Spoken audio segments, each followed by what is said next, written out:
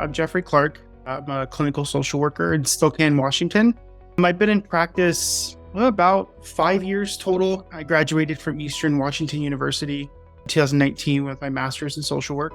Really been focused my entire career on co-occurring disorders, so mental health, substance addiction, and really working within that realm. I found a lot of joy spending time and holding space for those people. As the years have kind of gone on, I've kind of moved into a different space of working with more teenagers and more adolescents. And that's actually kind of where I found my specialty.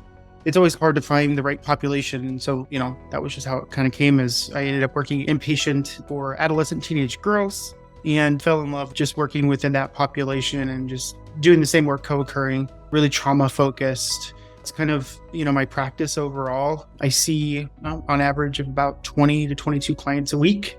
Outside of that, me personally, I was in the Army for 8 years. I was not a therapist back then. And so I am a combat veteran. I served in Afghanistan. And so for me, I take a lot of my own practice really personally, because mental health for me is a personal experience as well. And so I feel like as I do my work with clients, I know what it feels like to struggle to find a therapist. I know what it feels like to just get into that seat and do the work. And so I'm really just passionate about providing that service to the community that I get to work with. So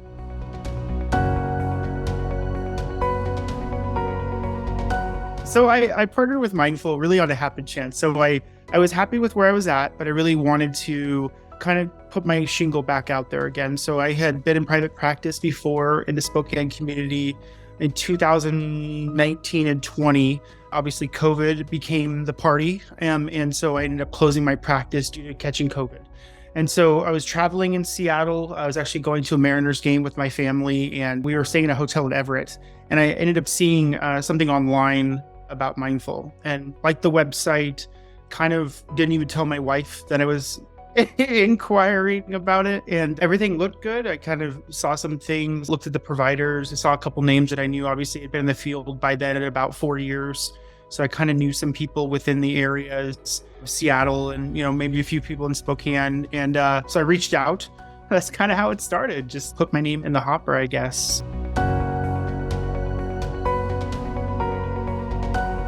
I think anxiety overall is always a little bit higher than usual.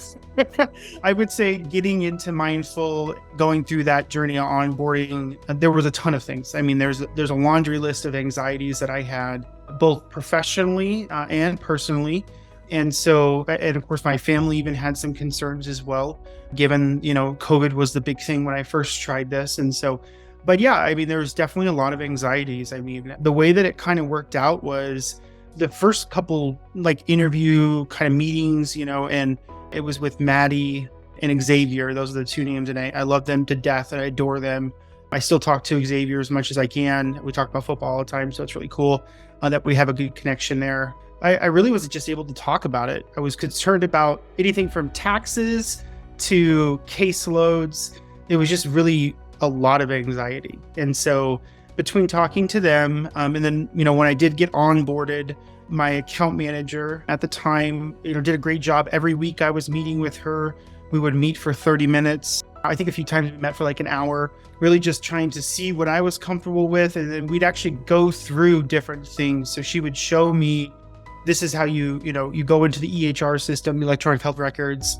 And then also, hey, this is how you build this. So a little bit of the nuanced things that you got to learn, in your journey, which was a huge difference from the last time I did, private practice, where it was just kind of like, here, Jeffrey, here's your office, figure it out. Have a great day. You're smart enough. It's like, no, it's not how this works. I need somebody to walk me through how to build a 90837 code and what, how do you do interactive complexity code type things and onboarding with insurance. I mean, there's so many things, again, anxiety.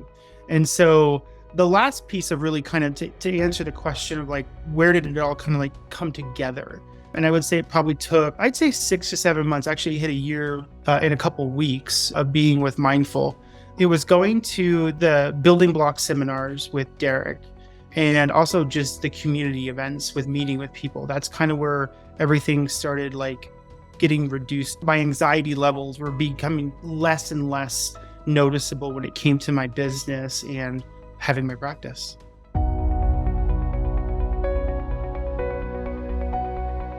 For me personally, it was kind of a weird evolution of going through them because I wasn't able to go through the entire series. So I had a little bit of anxiety. So there's another piece of that. But like we have these dates set up of, when you're going to go into these sessions. And so I went to the first one and actually missed the rest of them. So when I was being on board, I was actually refereeing high school football. So I didn't have time to go to these sessions. And I'm like, oh man, I missed after the first one. But luckily, kind of the unknown factor was I could just go back.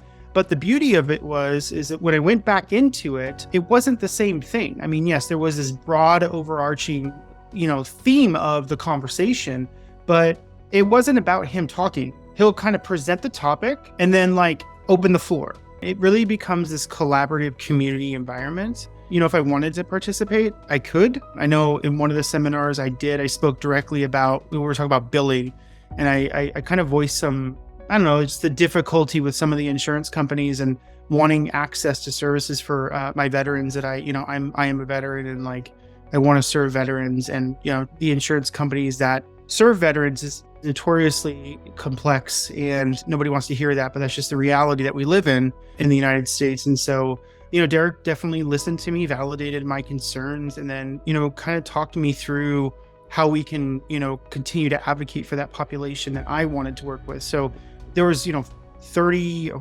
some people in this session, but he was just speaking to me. And so it was a community type event, but it was also, I felt like just Derek was talking to me at that moment. It was a really impactful moment for me personally, because it's really hard to get your voice heard when you're just a lonely therapist trying to do their job and trying to figure out how to swim in this world. So it was pretty special.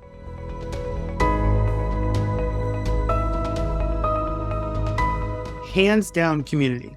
I could probably spend an entire hour and bore every person who's going to watch this video about this.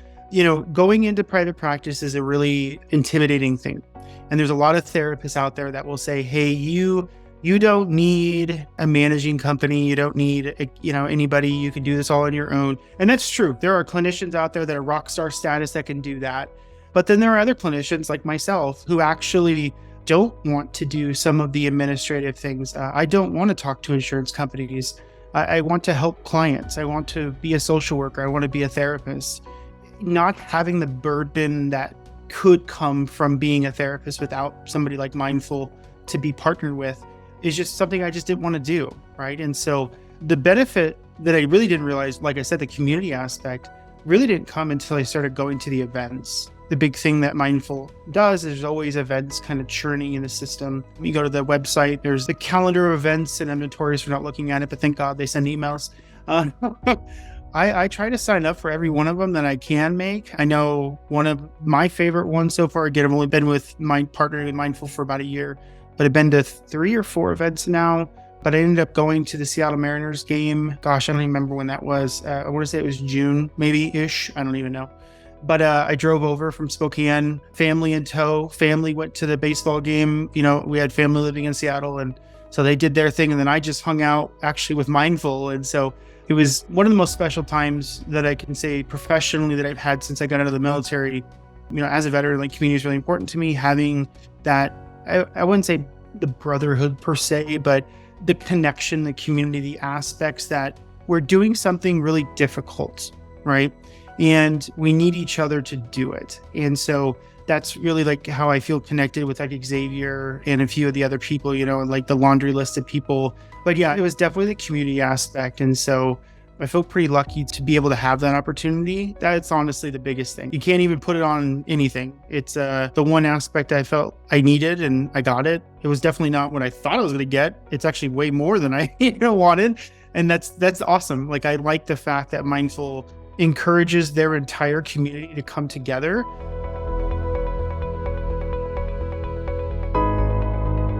I really had to spend some time thinking about going back in person. COVID was one thing, but also how I feel, how burnout, and how to raise my young family and be there for my wife.